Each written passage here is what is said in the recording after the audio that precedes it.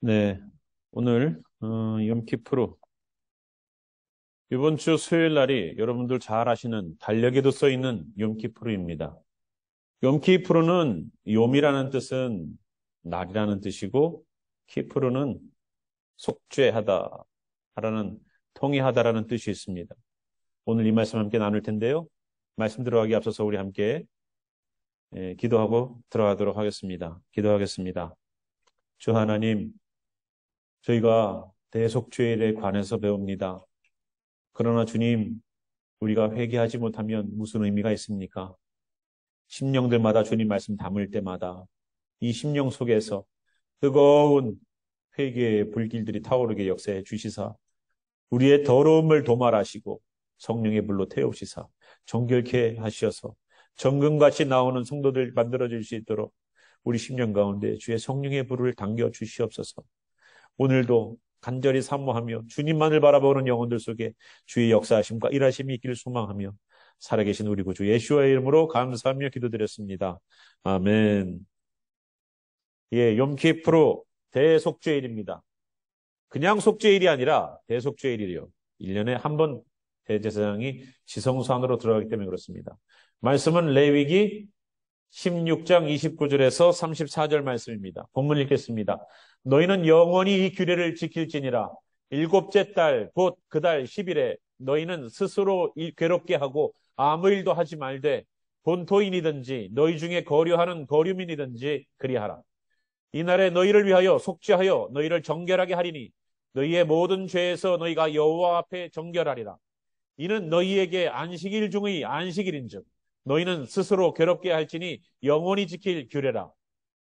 기름 부음을 받고 위임되어 자기의 아버지를 대신하여 제사장의 직분을 행하는 제사장은 속죄하되 세마포 옷, 곧 거룩한 옷을 입고 지성소를 속죄하며 회막과 제단을 속죄하고 또 제사장들과 백성의 회중을 위하여 속죄할지니 이는 너희가 영원히 지킬 규례라. 이스라엘 자손의 모든 죄를 위하여 1년에 한 번 속죄할 것이니라. 아론이 여호와께서 모세에게 명령하신 대로 행하니라. 아멘. 저희가 욤키프루에 해당되는 대속죄에 해당되는 말씀들이 몇 군데가 있습니다. 그래서 정확하게 아론에게 또 모세에게 말씀하신 첫 번째 장면이 바로 여기였었어요. 자, 이 대속죄일의 근간이 되고 유래가 되는 그 대속죄일에 관한 이야기가 어디서부터 기인됐는가 저희들 보겠습니다. 여러분 대속죄일 하면은 회개하는 것만 생각하고 있죠. 근데 어떤 회개인지 여러분 아셔야 됩니다. 모세가 두 번째 돌판을 가지고 하나님께 가서 이스라엘 백성을 위해서 다시 십계명을 받아서 내려온 날이 바로 대속죄일이라고 합니다. 지난번에 나팔절은 어떤 날이었었습니까? 나팔절은 어떤 날이었었어요? 아담이 창조되어서 하나님을 본 날이 바로 나팔절이라고 말씀드렸습니다. 그래서 나팔절은 민간력, 하나님께서 이스라엘을 선택하기 이전부터 있었던 그 달력이죠. 천지 창조가 시작되고 난 다음부터 아담이 창조가 되어서 하나님을 본 날이 바로 1월 1일이라고 말하지만 종교력 6월절부터 따진다면 일곱 번째 달 첫 번째 날이 바로 나팔절이고요. 그리고 첫 번째 일곱째 달 그리고 민간력으로는 첫 번째 달 10일이 되면 그날이 바로 대속죄일입니다. 이 대속죄일은 여러분 모세의 이야기를 알 겁니다. 모세가 하나님의 말씀을 받아서 내려오죠. 첫 번째 받아서 내려왔을 때, 첫 번째 받아서 내려오기 전에 하나님께서 시내산에 왔을 때에 성령으로 불 가운데에 하나님의 영이 하나님께서 불 가운데에 말씀하셔서 이스라엘 백성 가운데에 율법을 주셨을 때가 바로 오순절이에요. 그래서 오순절날 성령이 불의 혀처럼 사람들 위에 임하더라라고 사도행전 2장에 분명히 말씀하고 있습니다. 왜 성령이 그렇게 임했는가? 하나님께서 말씀을 주실 때에 불꽃 가운데에서 말씀하셨던 구약의 이야기가 오순절에 그대로 나타나기 때문에 그렇습니다. 그런데 그렇게 율법을 하나님께서 첫 번째 십계명을 주셨을 때는요. 모세가 올라가서 40일 동안 금식하면서 하나님께 말씀을 받아 내려올 때 하나님이 준비하셨던 것은요. 돌판도 준비하셨고 거기에 새겨놓는 말씀도 하나님이 준비하셨습니다. 그죠? 그래서 첫 번째 돌판을 들고 내려오는데 아주 그냥 뭐 요란한 소리가 들린다 하고 성경은 써놓습니다. 그랬더니 내려가니까 어때요? 뭘 만들어놨습니까?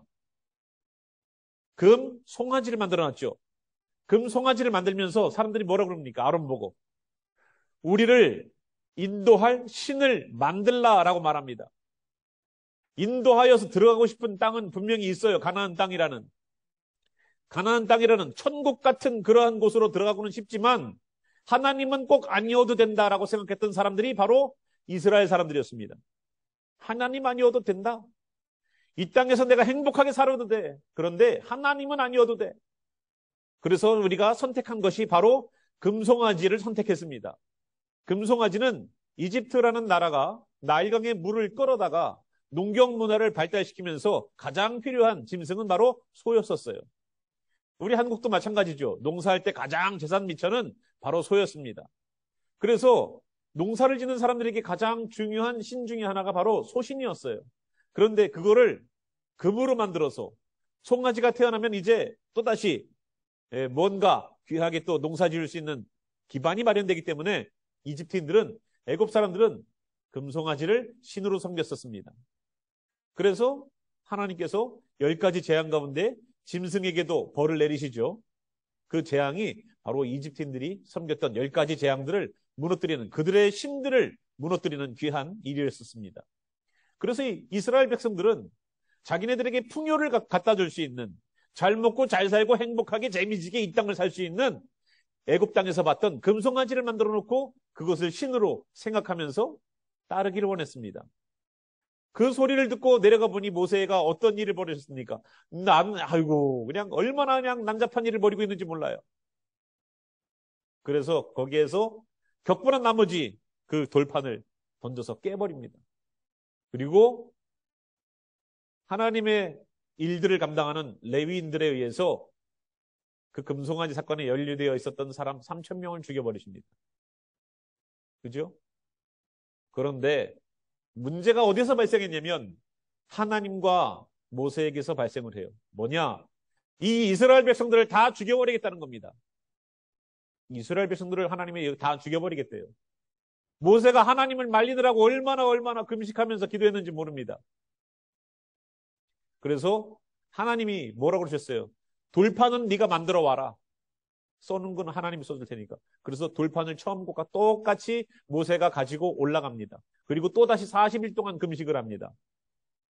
오순절날 하나님께서 율법을 주셔서 사람들 가운데 불 가운데서 말씀하셔서 오순절날 성령이 불처럼 임하는 역사가 나중에 또다시 일어나게끔 하시는 그 역사는 반복이라고 그랬죠.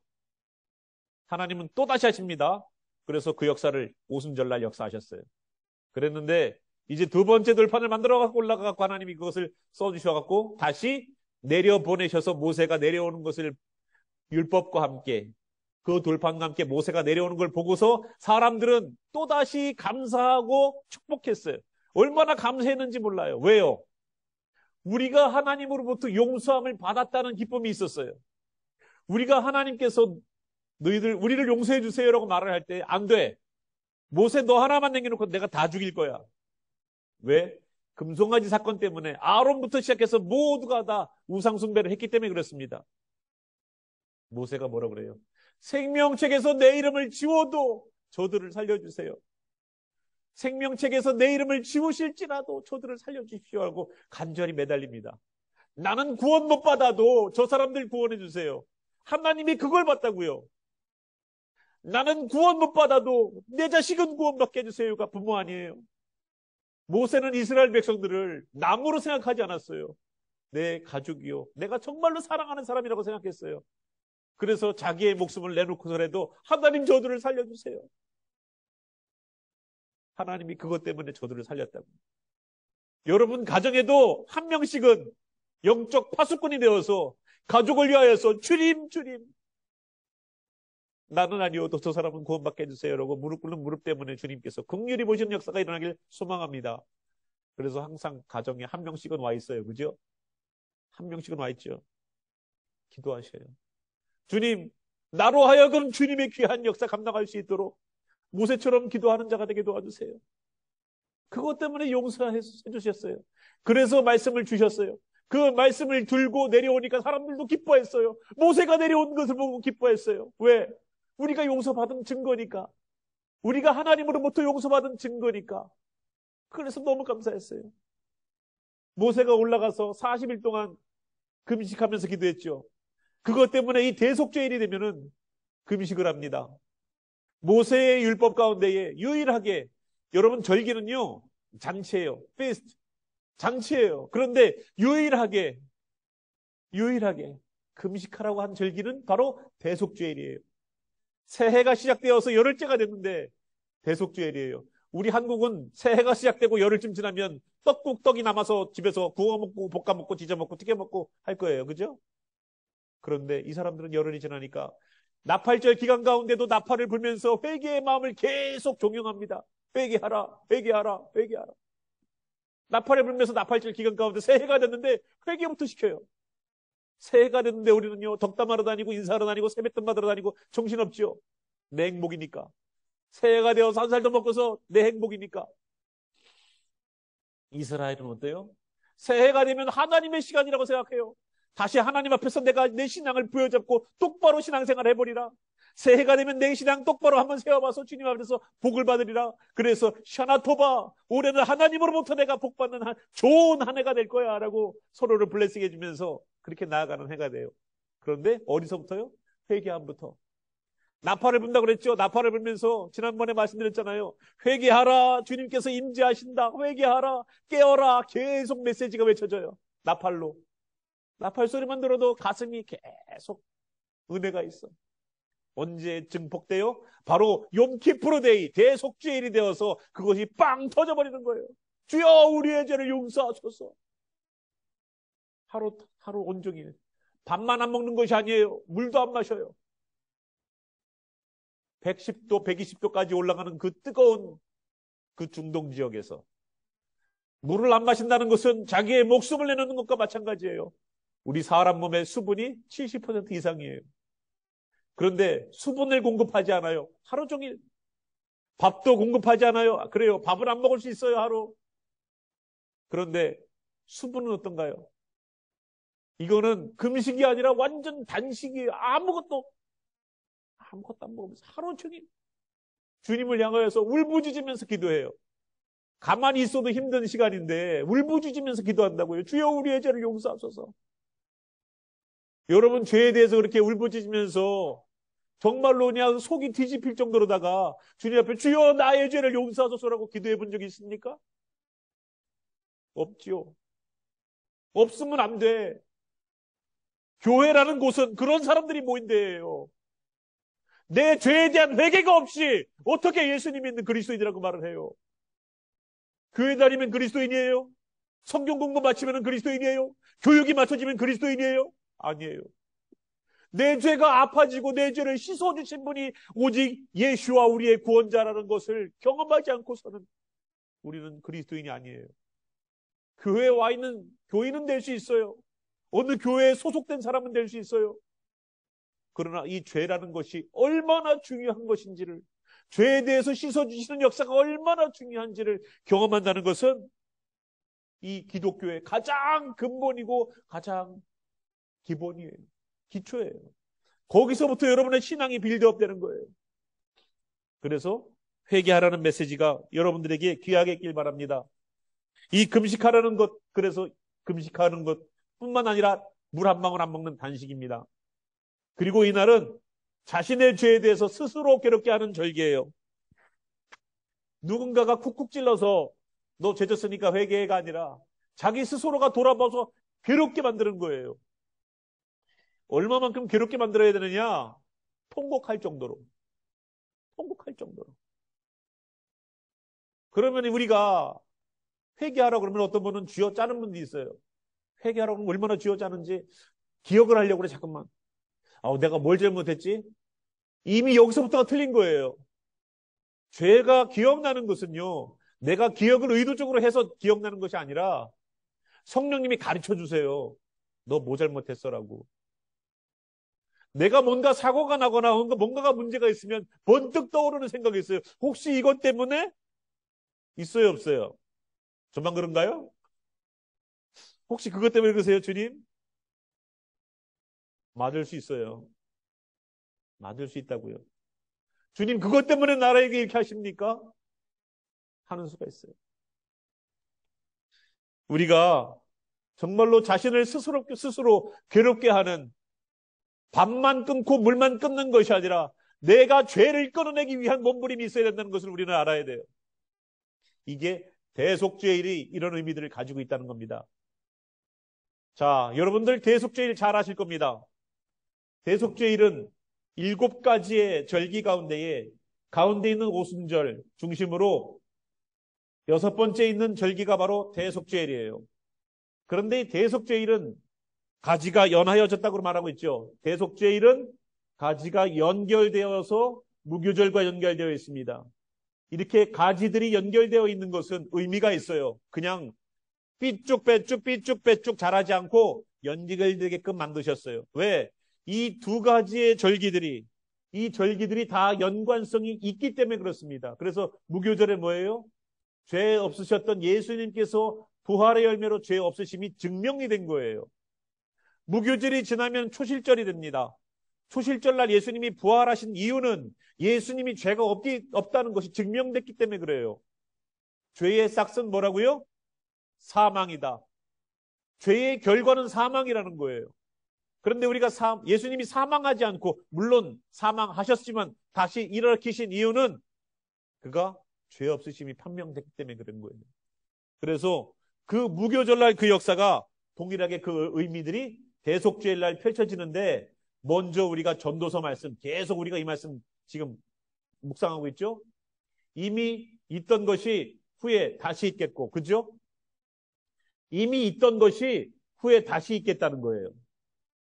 이미 했던 일을 후에 다시 할지라 헤아려는 새 것이 없나니 요 절기에 관한 일들을 여기에서 여기와도 의미가 있지만 이 전체적으로 우리가 주님 앞에서 리허설하는 저 절기가 언젠가 다시 하게 될 날이 온다는 겁니다. 그래서 대속죄일날 뭐예요? 이스라엘 민족의 속죄를 위해서 죄 없게 하시기 위해서 대속죄일이 있는 거예요. 무교절날 먹는 빵이 뭡니까? 무교절날 먹는 빵이 뭐예요?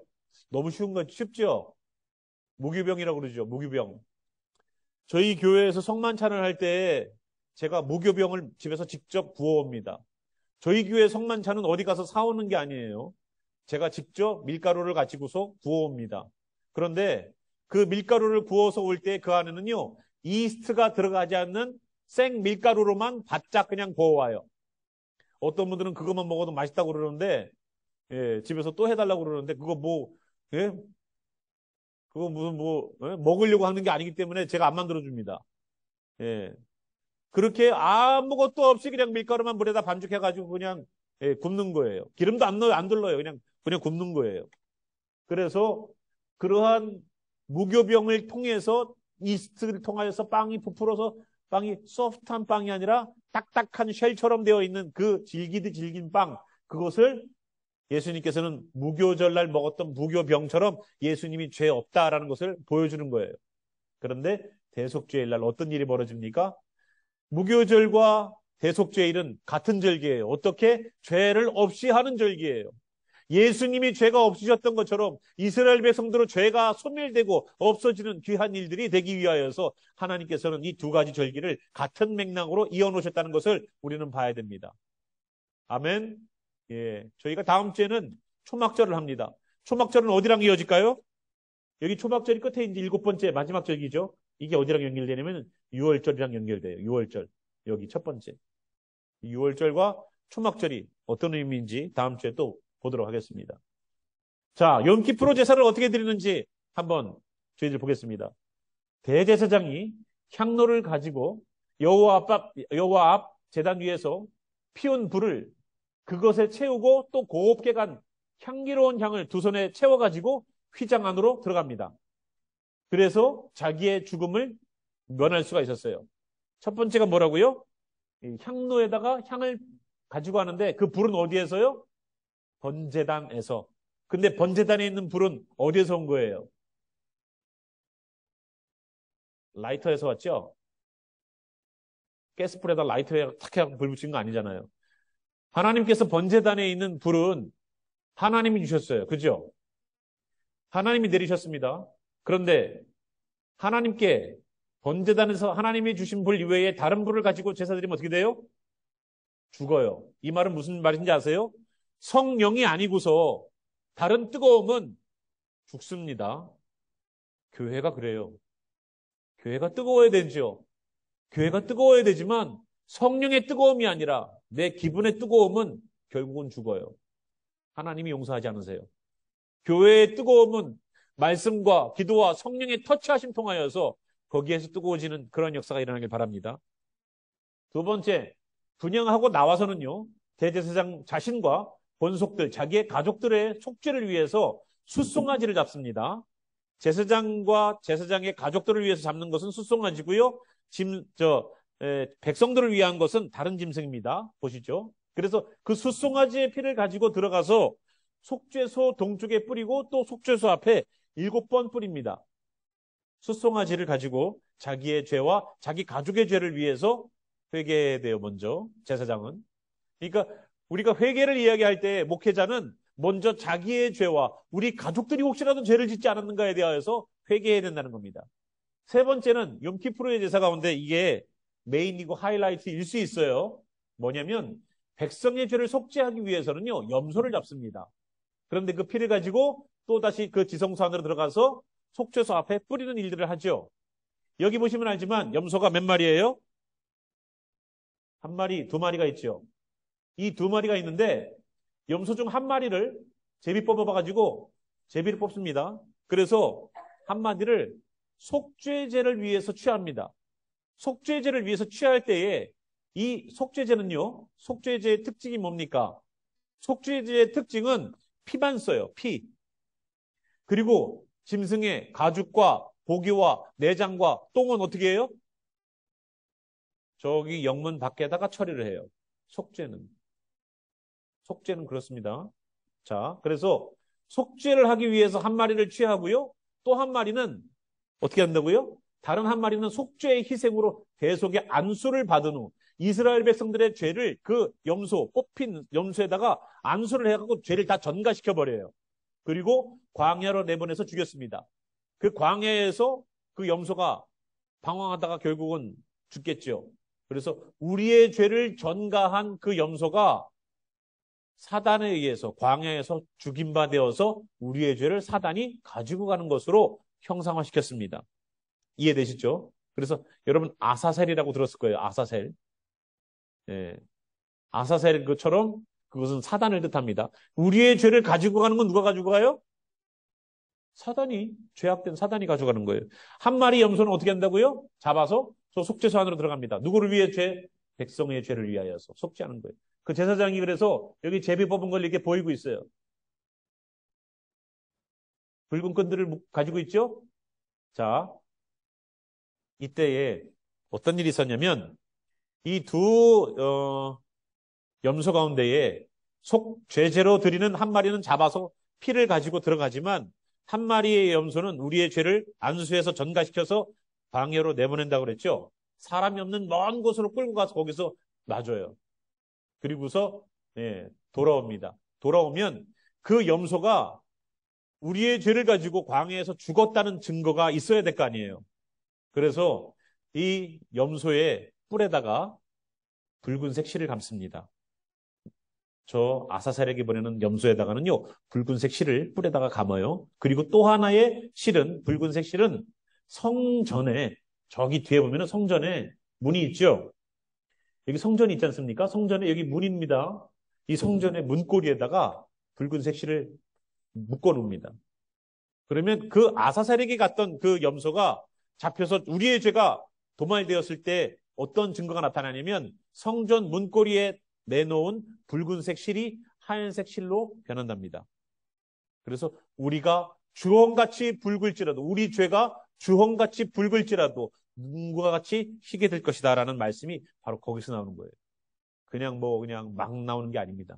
그러니까 성경 말씀 하나하나 이스라엘의 역사 가운데 이렇게 녹아져 있는 것을 우리는 아무것도 모른 채 그냥 주홍 같은 피 같은 우리의 죄 희게 될지어다 하는데 이런 역사적인 이야기가 있는 것을 여러분 아시기 바랍니다. 또 저 아사셀에게 보내는 염소에 관한 이야기가 있는데요. 아사셀에게 보냈던 염소가 우리가 길렀던 염소 아닙니까? 그렇기 때문에 제사장이 가서 풀어놔도 집을 찾아오는 경우들이 있대요.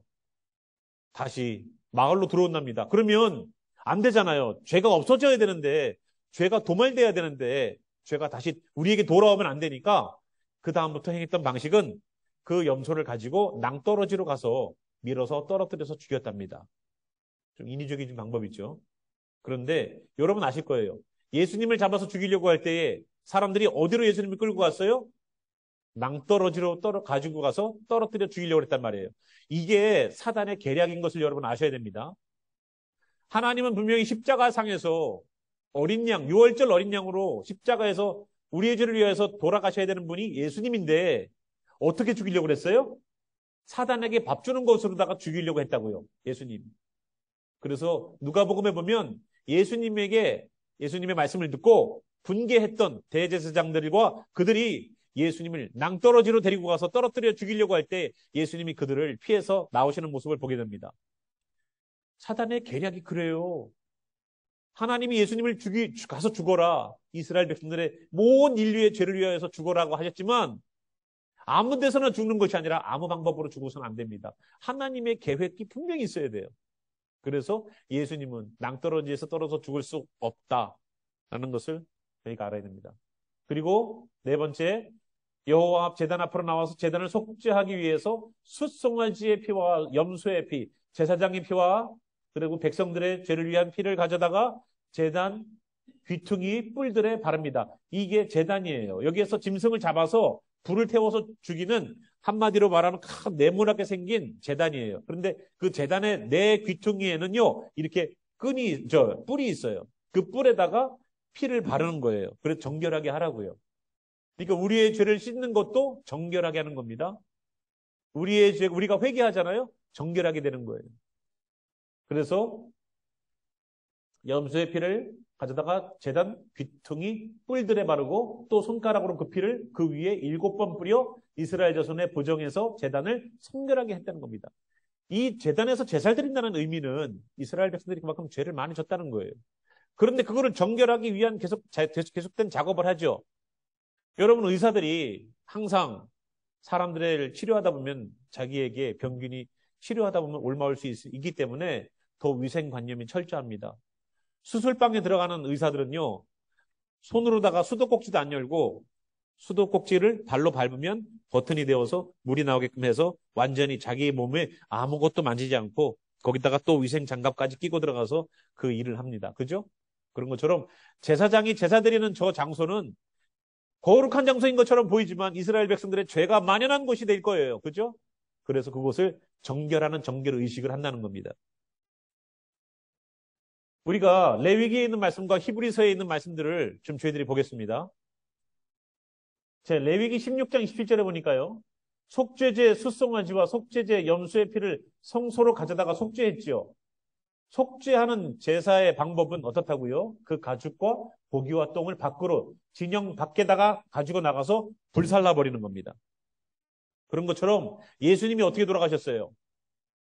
히브리서에 보니까 이는 죄를 위한 짐승의 피는 대제사장이 가지고 성소에 들어가고 그 육체는 영문 밖에서 불살을 놨죠. 구약에. 이 구약의 얘기입니다. 이게. 그러므로 예수님도 어떻게 돼요? 예수도 자기의 피로 백성을 거룩하게 하시려고 성문 밖에서 골고다 언덕이라는 예루살렘 성전 밖에 나가서 죽임을 당하셨어요. 예수님은 유월절 어린 양으로 돌아가셔서 우리의 죄를 도말하셨죠. 속죄제의 모양으로 돌아가셨다는 거예요. 속죄제의 모양으로.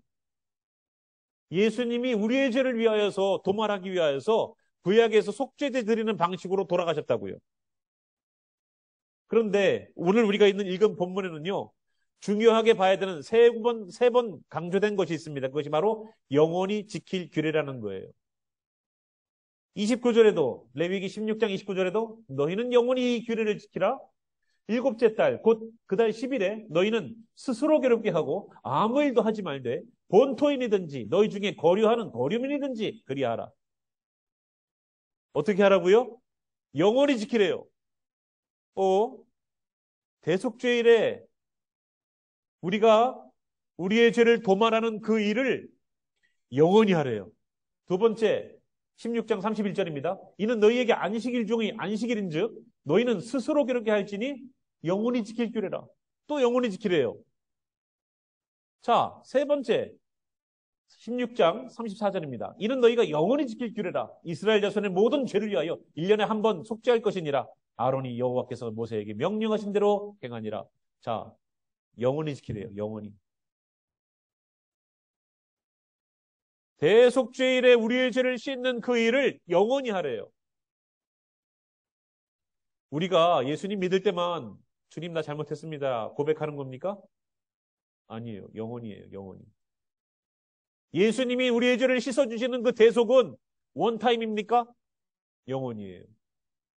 어제도 죄 지은 것 갖고서 내가 고백했는데 오늘 죄 지은 것 갖고 또 고백하려고 그러니까 염치 없어.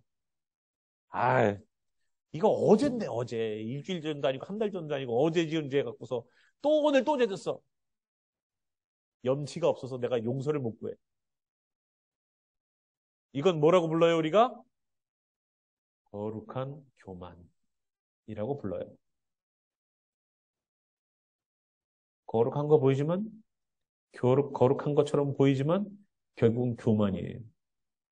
그것 때문에 죽는 거예요 사람이. 정말로 주님 앞에 주여 나는 어제도 지은 죄인입니다. 내가 그런 놈이에요. 주님 나를 용서하소서. 또다시 나가십시오. 예전에는 1년에 한 번 용서받았지만 지금은 어때요? 하루에도 마음만 먹으면 수백 번 할 수 있는 게 회개예요. 얼마나 감사해요? 1년에 한 번만 회개했고 한 번 용서받는데 지금은 어떻습니까? 그리고 구약의 죄에 대한 개념은 없이함이 아니라 덮음입니다. 덮음. 죄를 덮어주심이에요. 너 죄인인데 내가 덮어줄게. 그냥 눈 감아줄게. 신약의 개념은 어때요? 죄를 씻으심이에요. 얼마나 감사해요. 대속죄일이 되어서 우리의 죄를 씻어주시겠다는데 어린 양이 되어주셔서 우리를 언제나 우리가 부르짖을 때마다 씻어주신다는데 얼마나 감사해요. 히브리서 9장 23절에서 28절 그러므로 하늘에 있는 것들의 모형 하늘에 있는 것들의 모형이 어디예요? 이 땅이에요.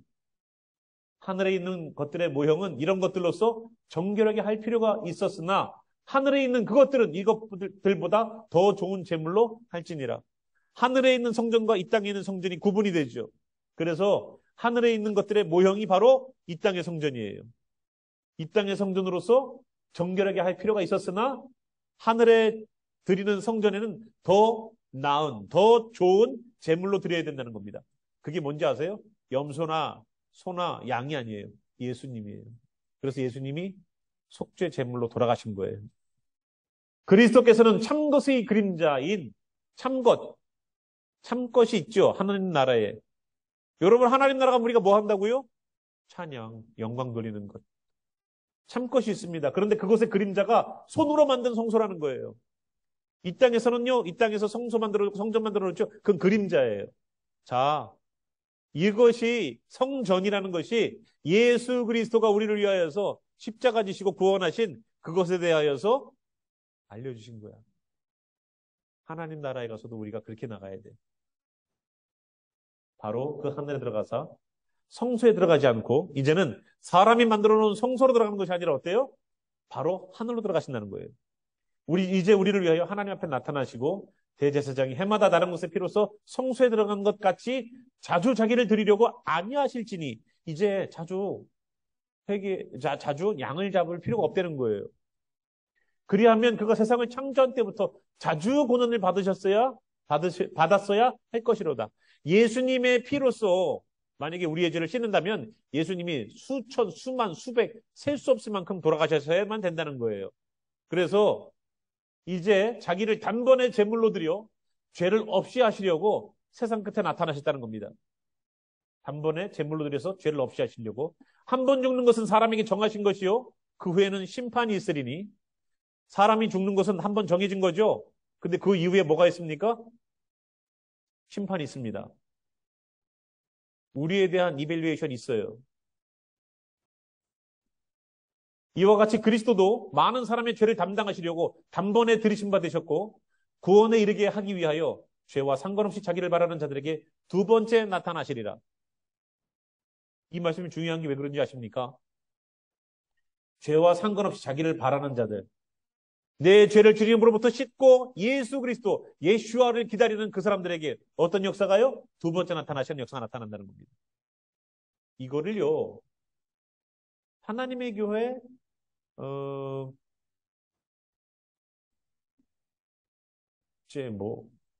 국제 복음 뭐라던데. 하여튼 하나님의 교회라고 하는 안상홍 증인회 여러분 아세요?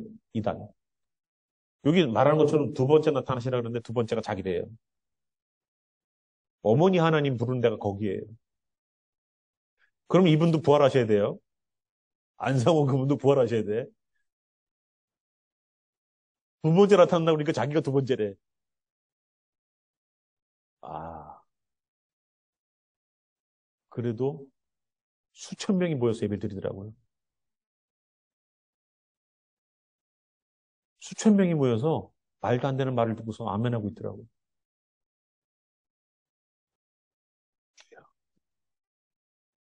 두 번째 나타나심을 기다리십시오. 단서는 우리의 죄와 상관없이 자기를 바라는 자들입니다.